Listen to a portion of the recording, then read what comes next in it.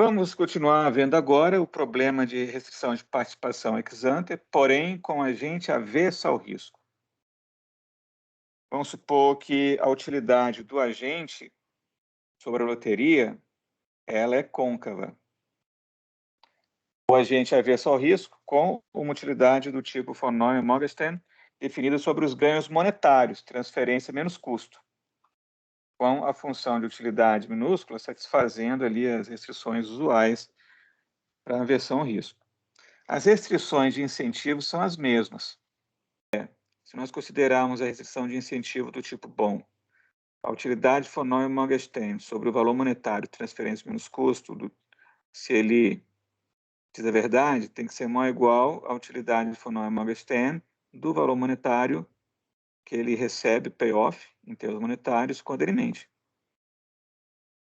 E aí você vai somar e subtrair aqueles termos para introduzir aqui dentro as redes informacionais, e você tem exatamente essa penúltima desigualdade aqui. Como a utilidade U minúsculo é crescente, então os argumentos, que são as redes informacionais, mantêm essa desigualdade aí. Agora, a restrição de participação ex ante, aí já não dá para fazer. Você tem que introduzir a utilidade von Neumann-Morgenstern sobre a renda informacional. Então, você vai ter na restrição de participação ex ante uma função não linear. E é essa curvatura que vai fazer com que o principal e o agente tenham que repartir risco. Você vai ter risk sharing aí. No final das contas, lá no problema do estágio ínterim, você tinha 4 restrições, 2 de incentivo, 2 de participação. Dessas 4, a gente só considerava 2 com igualdade. Só que agora nós já não temos as restrições de participação do estágio ínterim. Aquelas 2 restrições de participação foram trocadas por uma do tipo ex ante. Então, o que você tem que fazer? Você vai considerar a restrição de incentivo do tipo bom, porque essa tem que ser considerada, e a restrição de participação ex ante. Vai ser essas duas aí. Para resolver o problema, a gente vai supor que essas duas restrições acontecem na igualdade. E vamos encontrar uma solução e, portanto, terá sentido a gente supor que acontece a igualdade, porque os multiplicadores de Lagrange serão diferentes de zero. Esse aqui é o problema principal agente com seleção adversa, com restrição de participação ex ante e com agente avessa ao risco. O problema se reduz a essa otimização aqui. Teorema. Suponha que o contrato é ofertado ex ante e que o agente é avesso ao risco. Então, no menu de contratos, ótimo, não há distorção de produto para o tipo eficiente em relação ao first best.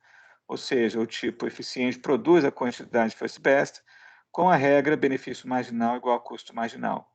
B, existe uma distorção redutora de quantidade para o tipo ineficiente, em que ele satisfaz a condição benefício marginal é igual a custo marginal, mais uma distorção que está dada por essa expressão na parte superior da tela. Item C, as restrições de incentivo do tipo bom e de participação ex ante são as únicas efetivas, elas vão acontecer com igualdade. E as redes informacionais satisfazem. A rede informacional do tipo bom é positiva, mas o tipo ruim é negativa. Então, é como uma loteria, que você pode ganhar e pode perder, mas você é avesso ao risco. Então, você pode aceitar a loteria, desde que não tenha um risco muito grande. A gente está enfrentando uma loteria aí, mas ele vai receber um prêmio de risco. Vamos resolver o problema, vamos demonstrar o teorema. Na demonstração do teorema, por um argumento já conhecido, podemos afirmar que a restrição de incentivo do tipo bom e a de participação ex ante ocorrem com igualdade. Vamos fazer o lagrangiano do problema. Temos a função objetivo, temos aqui justamente na primeira linha a parcela alocativa, na segunda a parcela informacional, na terceira linha temos o multiplicador de Lagrange da restrição de incentivo do tipo bom, que a gente está chamando de lambda, e na última linha temos o multiplicador de Lagrange da restrição de participação ex ante, que a gente está chamando de μ. Então, a gente tem que derivar isso tudo com relação às quantidades, às rendas informacionais e aos dois multiplicadores de Lagrange. Então, duas quantidades, duas rendas informacionais e dois multiplicadores de Lagrange, lambda e o μ. Vamos derivar primeiro com relação ao barra embaixo. Isso aqui vai ser zero. Vai ser menos μ, menos lambda, menos μ vezes μ, utilidade marginal de barra embaixo, igual a zero. Segunda derivada, com relação a o barra em cima, igual a zero. O que isso aqui vai dar? Menos o menos μ, mais lambda, menos μ, o menos μ, utilidade marginal de barra em cima. Isso aqui é igual a zero. Terceira derivada é com relação às quantidades, que é barra embaixo. Portanto, a derivada vai ser μ, benefício marginal, menos custo marginal, igual a zero. Derivada com relação a que é barra em cima. O menos μ, benefício marginal, menos custo marginal, menos lambda vezes menos, ou seja, mais lambda delta θ. Isso aqui tem que ser igual a zero. Então, temos essas quatro equações de primeira ordem, que são as derivadas com relação às variáveis endógenas do problema, e temos também as duas restrições, que são as derivadas com relação aos multiplicadores de Lagrange. Temos, assim, essas 6 equações aqui na tela, no canto direito, para resolver. Então, de 3, dessa equação aqui, a gente já tira o seguinte, olha. S' de Q barra embaixo é igual a θ barra embaixo. É a solução de First-Best. É exatamente o item A do teorema. Vamos mostrar primeiro o item C. O item C mostra que as restrições são efetivas, ou seja, vale realmente a igualdade aqui na fronteira. Bom, como é que você mostra isso aqui? Ó? Mostrando que os respectivos multiplicadores de Lagrange são diferentes de zero. Vamos mostrar que sim, vamos mostrar mais ainda. Vamos mostrar que μ e lambda são negativos, mas em particular é diferente de zero. Como é que a gente mostra isso? Vamos somar 1 com 2. Somando 1 com 2, o que vai acontecer? A gente vai cancelar o lambda, né? Menos lambda com mais lambda vai cancelar. Menos μ menos o menos μ vai dar menos 1. O lambda cancelou. E agora você vai colocar o μ em evidência, com o sinal negativo. Ele vai multiplicar o quê? Isso aqui tem que ser igual a zero. Portanto, μ vai ser igual ao quê? Como a utilidade marginal é positiva, por hipótese, você está tomando uma média ponderada entre valores positivos. Portanto, ele tem que ser positivo.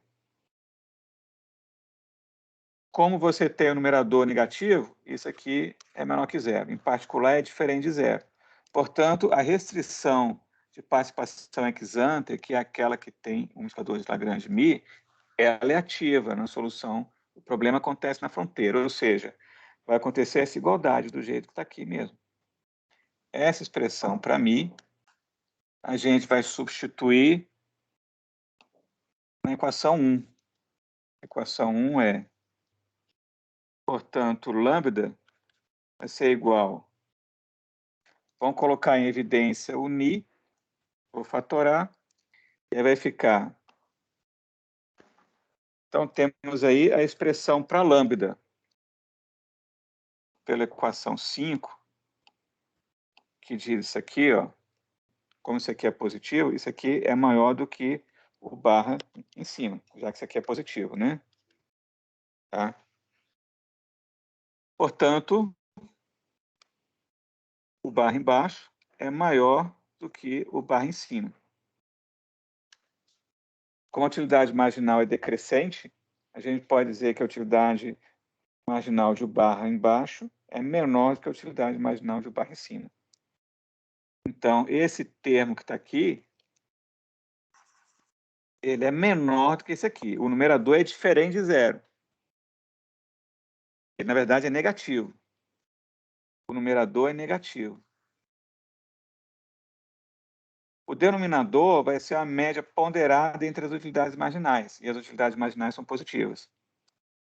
Então, fica o negativo sobre o positivo, e isso aqui é positivo.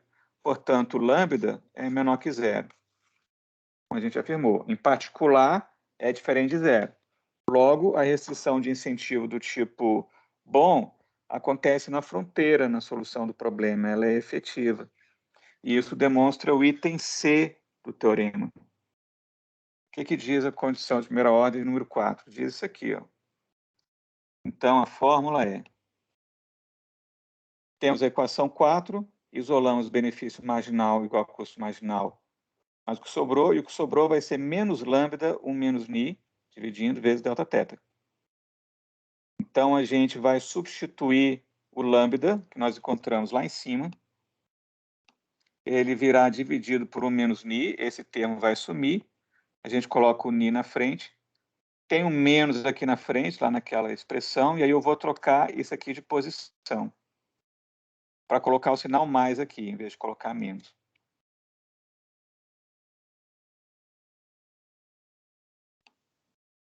Então, aqui a gente vai encontrar justamente o barra em cima e o barra embaixo aqui. A utilidade marginal de barra em cima menos a utilidade marginal de barra embaixo.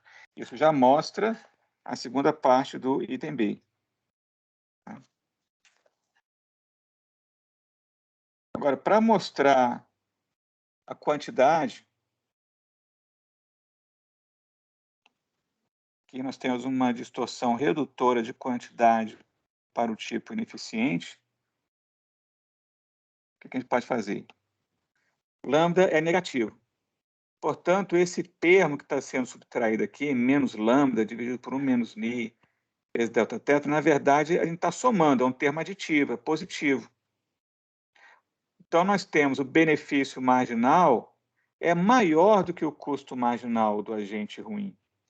Você tem o seguinte, o benefício marginal, que é barra em cima, ele acaba sendo maior do que o custo marginal. Como o benefício marginal é decrescente, né, se você tiver o first best, o benefício marginal está aqui, o custo marginal está lá, você tem um benefício marginal maior. Então, tem que estar acima. Logo, a quantidade tem que ser menor do que seria a de first best. Então, nós temos uma distorção redutora, e isso já prova o item B. Falta demonstrar o item D. As vendas informacionais satisfazem essa desigualdade. Do tipo bom é positiva, do tipo ruim é negativo. Da equação 6, e do fato de que a primeira restrição, que é de incentivo do tipo bom, ela já diz que o agente bom recebe uma renda informacional estritamente maior do que a renda informacional do tipo ruim. A restrição 6 é a restrição de participação ex ante, a equação 6, que está repetida aqui, na fronteira. E temos essa desigualdade que vem da restrição de incentivo. Olhando essa desigualdade estrita, como a utilidade é crescente, a utilidade von Neumann-Morgenstern, então a utilidade da renda informacional boa tem que ser maior do que a utilidade da renda informacional ruim. Ora, mas essas utilidades são exatamente as utilidades que aparecem multiplicadas pelas respectivas probabilidades, ni e 1 menos ni. Se o valor esperado é zero, é porque uma tem que ser positiva, a outra tem que ser negativa. Você não pode ter as duas positivas, porque a média é zero. Também não pode ter as duas negativas, porque senão a média seria negativa. Você tem que necessariamente ter uma loteria que dê um valor positivo e outra negativo. Mas então, como você sabe que a utilidade de U barra embaixo é maior do que a utilidade de U barra em cima, Então, a utilidade Gil barra embaixo tem que ser positiva e a utilidade Gil barra em cima tem que ser negativa. Como o de zero é zero, né, porque você só tem utilidade Von Morgenstern igual a zero quando você tem renda informacional zero. Então, pelo fato de, no estado bom, você ter uma utilidade da renda informacional positiva, só pode ser porque você tem uma renda informacional positiva. E no estado ruim, você só pode ter uma utilidade Von Morgenstern negativa porque a renda informacional do estado ruim é negativa. E isso demonstra o item D. É demonstrar o teorema. Temos aqui um escólio, que é uma observação sobre o resultado anterior. A restrição de participação ex ante e o resultado D, que dizem sobre os sinais das rendas informacionais, dizem como consequência que, quando o agente é avesso ao risco, ele deve enfrentar uma loteria com utilidade esperada nula, porque a restrição de participação acontece na fronteira. Se ele for do tipo eficiente, ele vai receber a renda informacional positiva. Se ele for do tipo ineficiente, ele vai receber uma renda informacional negativa, ou seja, o pagamento não vai cobrir o custo dele, mas ele está arcando com esse risco aí. A diferença entre o caso do agente avesso ao risco e o neutro ao risco é que, no primeiro caso, que é o da aversão ao risco, o principal não consegue mais implementar o first best se o agente for do tipo ineficiente. Ele tem que fazer, colocar no contrato uma quantidade inferior àquela que ele desejaria no first best.